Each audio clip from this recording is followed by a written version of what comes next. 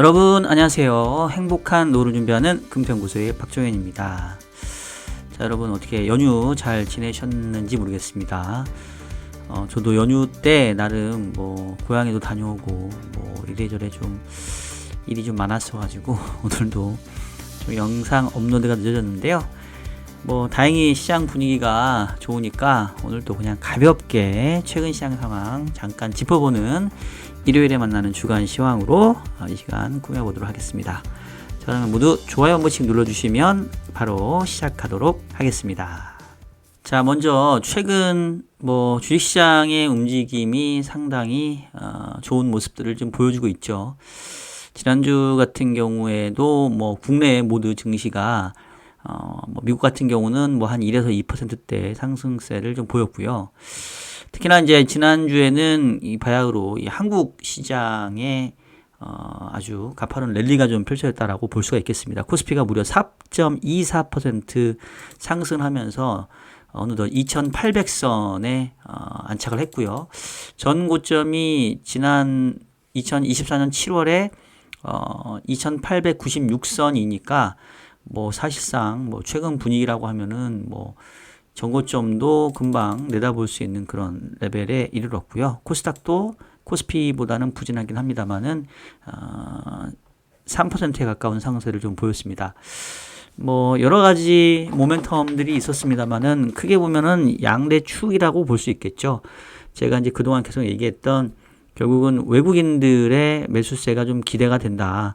이 트럼프 행정부가 내세우고 있는 사실상 미국에게 무역수지 적자를 안겨주는 국가에게 결국은 통화가치의 절상을 요구할 가능성이 크고 특히 한국과 같이 그동안에 미국에게 많은 무역수지 흑자를 가져왔던 국가들로 하여금 이 통화가치의 절상 압력들이 결과적으로는 펀더멘탈 대비로 측면에서는 장기적인 관점에서는 별로 좋을 건 없겠지만 단기적으로는 자산시장 측면에서는 특히나 이 원화의 강세 전환은 외국인들의 수요를 좀 일으킬 수 있기 때문에 이제 그런 부분들이 국내 증시에는 좀 긍정적으로 작용할 것이다 라고 계속 얘기해왔던 부분이고요. 드디어 그런 것들이 외국인들의 매수세에도 상당히 뚜렷하게 나타나고 있습니다.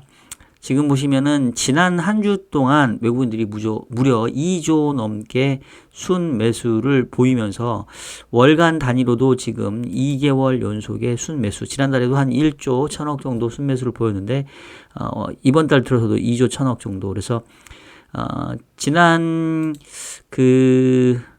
2024년 8월부터 올해 4월까지 무려 9개월 동안 38조 원 정도 코스피 시장에서 순 매도를 이어갔던 외국인들이 지금 두 달 동안 한 3조 2천억 정도 사면서 최근에 좀 시장에 대한 어떤 흐름들이 좀 달라지고 있는 이런 모습들을 좀 보여주고 있고요. 이게 한 축이고 또 한 가지 축은 결국 지난주에 있었던 조기 대선 결과 민주당의 이재명 대통령이 당선이 되면서 그동안 이재명 대통령이 후보 시절부터 계속해서 주장했던 이른바 상법 개정 이에 따른 코리아 디스카운트 해소 기대 이제 이런 부분들이 서로 맞물리면서 최근에 시장 강세를 좀 이끌어내고 있다. 이렇게 좀 볼 수 있겠고요. 관련해서 지난주 목요일 날 인포맥스 라이브에 우리 각동이님과 같이 출연을 해서 최근에 외국인들의 매수세 또 국내 시장의 강세 어떤 이유 또 상법 개정에 대한 부분 워낙 오래전부터 각두기님께서 좀 주장했던 부분들이 또 언급된 방송 클립이 있으니까 한번 인포맥스 채널에 가서 보셔도 되고 제가 대외 방송에 출연한 것들은 제 채널에 보시면 아래쪽에 이렇게 대외 증권 방송 출연에 대한 부분이 있으니까 여기서 한번 골라서 보셔도 될 것 같습니다. 자, 어쨌든 시장 분위기는 상당히 좀 좋은 모습들을 좀 보여주고 있고요. 제가 이제 오늘 제목에서도 한 축은 이제 환율 보고서라는 게 이제 지난주에도 발표가 됐는데 결국 이제 원화 절상에 대한 압박을 계속 가할 가능성이 커 보이고 두 번째는 이제 신정부의 정책 기대감이 반영된 이른바 허니문 랠리 이 두 개가 이제 양쪽 축인데 이게 지난주 인포맥스 방송에서도 얘기를 했었습니다만은 아주 단기에 그칠 만한 재료 같지는 않아요. 둘 다 일단은 미국의 이 그러니까 뭐 원화뿐만 아니라 아시아 통화 전반에 대한 통화 가치 절상 요구들은 계속 이어질 가능성이 좀 높아 보이고, 그다음에 이제 신정부에 따른 정책 기대감들은 이제 뭐 지난주에 이제 출범을 했으니까 뭐 적어도 몇 개월은 가겠죠. 그래서 주식시장 입장에서는 뭐 어떻게 보면은 당분간은 계속해서 우상향의 그림을 그릴 가능성이 좀 높아 보이지 않나라는 생각이 들고, 다만 이제 상승의 각도가 너무 가파르긴 하죠. 그리고 뭐 기술적인 그 분석상 현재 RSI가 과열권을 뜻하는 70선 이상으로 좀 올라와 있기 때문에 뭐 일정 부분 숨고르기, 속도 조절 뭐 이런 것들은 좀 필요하다라고 보여집니다. 하지만 전체적인 방향성엔 우상향 그리고 전고점 상향 돌파의 가능성이 저는 여전히 국내 시장에서 높다라고 보기 때문에 계속해서 주식시장에서는 좀 강세 마인드를 좀 가져갔으면 좋겠고요. 섹터별로 살펴봤었을 때 뭐 지난주 방송에서도 이제 결국 제가 뭐 방송 중에도 얘기했던 거지만 지금 시장이 간다 안 간다를 얘기하는 거는 조금 무의미해 보이고, 현재 상황에서는 그럼 어떤 업종과 어떤 섹터에 더 집중할 거냐라는 부분이 결국은 관건이 되지 않겠냐. 한 축은 그동안 올해 사실은 연초부터 국내 시장 자체가 나쁘지 않았었으니까, 그래서 이른바 조방원이라고 일컬어지는 조선, 방산, 원전 기존의 어떤 시장의 주도주를 계속 쫓아서 갈 것인지, 아니면 여기다가 이제 플러스 이제 신정부 정책 기대감이 맞물려서 최근에 지주회사라던가 증권 이런 쪽 주주환원의 어떤 여력이 있는 저 PBR 종목들 중심으로 갈 것인지, 아니면 이제 외국인들이 바야흐로 이제 매수세로 좀 전환이 된다라고 한다면은 이제 외국인들의 주도 종목들을 살 것인지, 뭐 결국은 어느 쪽에 무게를 실을 거냐가 이제 관건이 될 것 같다라는 건데, 뭐 제가 내린 결론은 약간 6대 4의 정도 비중으로 해서 기존의 주도주와 또 정책에 대한 수혜주, 이른바 상법 개정 또 주주환원에 대한 기대감들 이제 이런 부분들을 가져가되, 요 비중 한 40% 정도 하고 60% 정도는 이제 외국인들이 매수세를 보이면서 이것들이 이제 그동안 흔히 말해서 그 국내 지수와 연관성이 높은 대형주 위주로 조금 포트의 비중을 실어가는 걸 한 6% 정도, 60% 정도 하는 게 낫지 않겠냐라는 이제 얘기를 했었는데, 결국은 외국인들이 다시 시장에 들어온다라고 하면 외국인 입장에서는 결국은 그 시가총액 높은 종목들 위주로 꾸릴 수밖에 없을 거거든요. 그러면 이제 지난주에도 보게 되면 지난 한 주 동안 외국인들이 가장 많이 샀던 종목이 SK하이닉스 7천억, 삼성전자, 에어로스페이스, 두산, 우리금융, 한국전력 정도고, 그 조금 며칠로 줄여가지고 금주 정도로만 놓고 보면은 뭐 비슷하네요. 그래서 외국인들이 좀 사주는 종목들 위주로 해서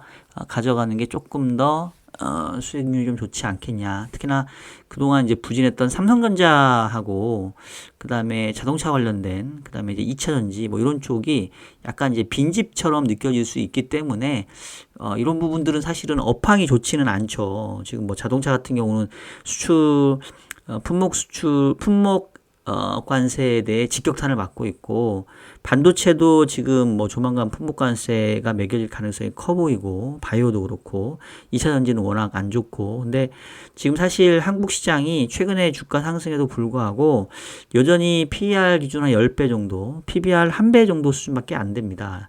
밸류에서 메리트가 있기 때문에 뭐 아직은 저는 좀 상승 여력이 좀 있지 않나. 그래서 지금은 조금 그 대형주 이 지수와 함께 움직일 수 있는 외국인 관점에서 그동안 계속해서 한국 시장을 순 매도로 접근했다가 일정 부분 벤치마크 정도 수준을만 좀 채운다 하더라도 결국은 외국인 입장에서는 어쩔 수 없이 꼭 채워야 되는 대형 종목, 그 시가총액 상위 종목들이 있거든요. 이제 이런 것들이 그동안 오히려 조금 많이 부진했기 때문에 의외로 수익률 관점에서는 좀 좋을 수 있지 않나. 그리고 전체적으로 한국 시장 자체는 뭐 일단은 전고점 돌파는 좀 무난해 보이지 않나. 뭐 이렇게 좀 보고 있어서 뭐 참고들 하셨으면 좋겠고요. 자, 반면에 이제 뭐 빛이 있으면 어둠이 있는 것처럼 최근에 이 주식시장이 상당한 랠리를 보이면서 지금 자산시장에서 반대급부로 상당히 약세를 보이고 있는 시장이 바로 채권 시장입니다. 특히나 이제 지난주 같은 경우도 미국채 금리가 금요일날 상당히 많이 올라가지고 지금 미국채 10년이 다시 한 4.5대까지 올라왔고 미국 30년이 4.9대까지 올라왔는데 지금 요즘에 서학개미들 보시면 이제 미국 주식은 조금 차익 실현하고 미국 채권 쪽 사는 수요들이 좀 많이 있는 것 같아요. 그래서 저한테도 좀 개인적으로 좀 물어보시는 분들이 많은데 이제 뭐 제가 계속 기본적으로 얘기를 하죠. 올해는 제가 뭐 이제 이거 한 번 더 들으면 거의 정말 100번 정도는 들으시지 않나 싶은 텐데 올해의 글로벌 자산 포트폴리오는 제가 뭐라고 그랬죠? 주식은 한국, 채권은 미국. 그렇게 좀 가져가는 게 좀 상대적으로 밸런스 맞춰진 포트폴리오지 않겠냐라고 말씀 좀 드리잖아요. 그러니까 사실 미국채 같은 경우는 그래도 어느 정도 좀 캡은 있을 것 같아요. 왜냐면 최근에 그 어떤 그 트럼프가 내세우는 감세에 대한 우려, 감세안에 대한 우려, 또 그 무디스가 신용등급까지 강등시키면서 이제 미국채에 대한 어떤 신뢰 우려를 갖고 오기는 했는데 그래도 미국채는 미국채입니다. 어쨌든 절대금리 레벨이 올라오면 해외에서 수요가 좀 생길 수 있는 부분이 있고요. 그리고 지난주 고용지표를 보면은 뭐 여전히 견조한 모습을 보였습니다만은 어쨌든 향후에 경기에 대한 방향성은 이 관세에 대한 부분들이 점차 경기에는 좀 부정적으로 작용할 수 있기 때문에 당장은 연준이 금리 인하를 못 해주지만 하반기 가서는 금리를 좀 인하해줄 가능성이 있거든요. 그래서 미국채는 뭐 제가 봤을 때는 뭐 어느 정도 박스권 상단 부분에서는 저는 그냥 꾸준히 분할 매수하는 관점이 좀 유효해 보이고요. 문제는 지금 한국 채권이에요. 한국 금리가 지난주에 상당히 많이 올랐습니다. 지금 뭐 3년 이하의 단기 쪽은 추가 금리 인하에 대한 기대감이 별로 크진 않은데 10년, 30년 같은 경우는 10bp 넘게 올랐어요. 그래서 지금 보시면 그 현재 기준금리가 2.5%인데 국고채 10년 금리가 2.89. 그러니까 기준금리 대비 스프레드가 원래 한때 역전으로 갔었는데 지금은 이제 기준금리 2.5보다 10년짜리는 거의 한 40bp 높은 상황이고 장기채 초장기채인 30년도 기준금리보다 한 25bp 좀 높아져서 거의 연말 수준, 작년 연말, 올해 연초 수준까지 지금 금리가 올라왔어요. 그래서 단기적으로 봤었을 때는 채권 가격이 많이 하락을 했고요. 반대급으로 봤었을 때는 조금 싸진 가격, 높아진 금리의 채권을 살 수 있는 좀 기회가 좀 온 부분도 있습니다. 근데 지금 이게 문제가 지금 이재명 정부가 내세우고 있는 게 이제 확장적인 재정 정책인데 지난번 추경 통과했던 13조 8천억 이외에 추가로 추경을 얼마가 할 것인가가 관건입니다. 지금 원래 35조를 얘기했는데 이 35조에서 지난번 13조가 포함이 됐다고 한다면 향후에 나올 2차 추경 규모는 20조 원인 거고 반대로 지난 1차 추경 말고도 35조를 더하겠다라고 보면 합치면 한 50조 정도 되는 거고 그러면 이제 이미 국채 발행이 거의 한 170조, 180조, 200조 정도가 지금 올해 국채 발행 규모로 나오거든요. 그럼 사실은 이게 원래 코로나 이전에는 한국 국채는 1년에 한 100조 정도밖에 발행이 안 됐어요. 근데 지금 200조 순식간에 지금 거의 한 5년 전과 비교해 보면 2배가 났는데 이게 올해 추경을 하게 되면 내년도에 예산안을 더 그만큼 또 확장 편성을 해야 됩니다. 왜냐하면 올해 추경한 규모만큼 내년도 예산을 늘리지 않으면 거꾸로 재정은 오히려 내년도에 경기를 끌어내리게 되거든요. 그래서 아마도 내년도에도 계속해서 확장 재정이 이어질 수 있기 때문에 이게 금리 상승 압력들을 계속 수급상에서 좀 일으킬 수 있는 재료예요. 그래서 채권 시장 입장에서는 한국 원화 채권 입장에서는 상당히 조금 수급에 대한 부담을 계속 느낄 수 있는데 과연 2차 추경 규모가 이제 얼마가 될 건지에 대한 부분들이 좀 나와야 이제 시장은 조금 진정될 수 있지 않을까 싶고 뭐 사실은 이제 좀 정책적인 얘기라 이게 좀 조심스럽긴 한데 추경을 당장 하면 당장 올해 경기에는 플러스 요인이 되겠죠. 지금 이미 13조 8천억 했고 여기서 20조 더 한다 한 35조 정도 한다라고 하면 대략 GDP의 한 1.5% 정도 수준 정도이기 때문에 아마 성장률을 재정 성수를 한 0.4 정도 잡으면 0.6에서 한 0.7 정도를 성장률을 상승시키는 효과가 있을 거예요. 근데 이게 추경이라고 하는 게 결국은 국채 발행을 통해서 쉽게 말해서 빚을 져서 현재 소비를 하는 거거든요. 그러니까 여러분 가게에서 생각을 해보세요.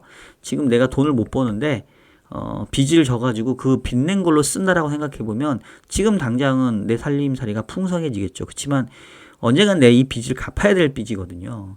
그리고 이 빚을 갚아야 되는 주체는 지금의 나가 아니라 미래의 나죠. 즉 우리 미래 세대니까 이게 상당히 좀 일장일단이 있습니다. 이게 좀 민감한 문제예요. 그래서 지금 당장은 경기 자체가 워낙 위중하기 때문에 현재로서는 강한 경기 부양책이 필요하다라는 거에 대해서 저도 동의를 하지만 어느 정도 수준까지 우리가 감내할 수 있는 적자 국채인지 추경 규모인지 이게 대가가 없는 게 아니다 전혀. 그리고 추경을 통해서 풀린 그 자금들은 또 이른바 인플레이션을 자극할 수 있기 때문에 당장 뭐 재난지원금이라던가 뭐 그 전 국민들에게 뭐 그 소득 진작책을 주면은 이게 당장은 좋을 수 있지만 또 한편 생각해 보면 이 금리가 올라가지고 또 이자 비용 높아지는 거 생각해 보면 이게 동전의 앞뒷면처럼 붙어 있거든요. 그래서 그 부분들을 제가 봤을 때는 한 이제 이번 그 신정부가 좀 잘 조율해가지고 적절한 수준을 산출해내는 게 제가 봤을 때는 좀 상당히 좀 필요한 상황 아닌가 뭐 이런 생각이 좀 들고요. 그리고 이 환율 보고서가 지난주 이제 연휴간 발표가 됐는데 미국 재무부가 여전히 한국을 다시 환율 관찰 대상국으로 이제 지정을 했습니다.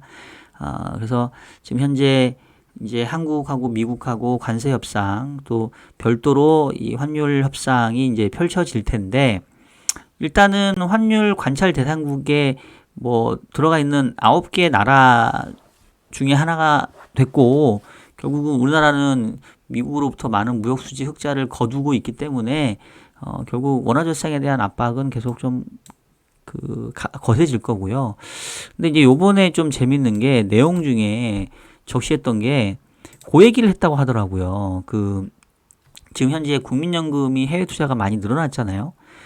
그러면서 국민연금이 해외 투자 늘어나면서 필요한 어떤 외화에 대한 부분들을 이제 한국은행하고 외화 수합하면서 이제 하고 있는데 이런 것들이 또 다른 한편으로 보이지 않는 외환시장 개입으로 좀 오해의 소지들이 있을 수 있기 때문에 뭐 이 부분도 향후에 조금 그 국민연금이나 정부 한국은행 입장에서는 좀 신경 써야 되는 부분이 아닌가. 근데 요거에 대한 내용들은 뭐 조금 더 시간이 지나서 제가 자세히 한번 좀 다뤄보도록 하겠고요. 어쨌든 간에 결과적으로 뭐 제가 계속 말씀드리지만 미국 행정부에서 입장은 그냥 뻔하다. 한국이 미국으로부터 많은 무역수지 흑자를 가져가? 그러면 니네 통화 가치가 그만큼 싸서 그런 거 아니야? 그럼 원화 가치 절상시켜야겠네? 뭐 이게 제가 봤을 때는 그냥 뭐 더도 말고 덜도 말고 그냥 딱 아주 심플한 그런 모습일 거고 그러면 지금 현재 1358원까지 떨어졌는데 제가 그 대만 그 타이완 달러 지금 지난번에 한번 절상되면서 그 이후에 계속 유지되고 있다고 했잖아요. 33 대만 달러 갔던 게 29 대만 달러 한 10% 정도 지금 절상이 된 거거든요. 이거를 한국 원화에 매치시켜 보면 당시에 한 1,500원 갔던 거에서 10% 절상되면 150원 빠져야 되니까 1,300원대, 잘하면 1,200원 후반대까지도 사실은 이 대만 달러의 절상률에 맞춰 본다면 우리나라 원화도 거기까지 환율이 떨어질 가능성이 있습니다.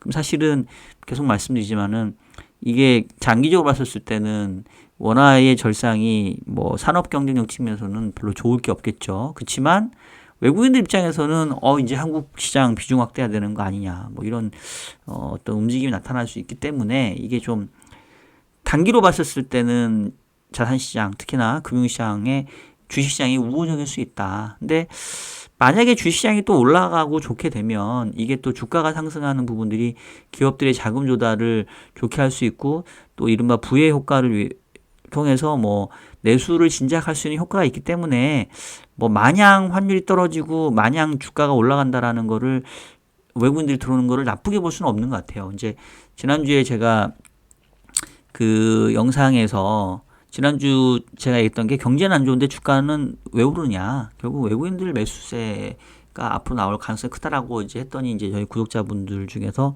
그럼 안 좋은 거 아니냐. 경기는 안 좋은데 주가만 올라가는 게 이게 뭐가 좋냐. 그러니까 뭐 물론 그것도 틀린 얘기는 아니에요. 그러니까 어떻게 보면은 펀더멘탈 대비 자산시장이 좀 버블이 끼는 이런 모습일 수 있는데 현재로서는 그래도 제가 봤을 때는 뭐 아닌 것보단 낫겠다.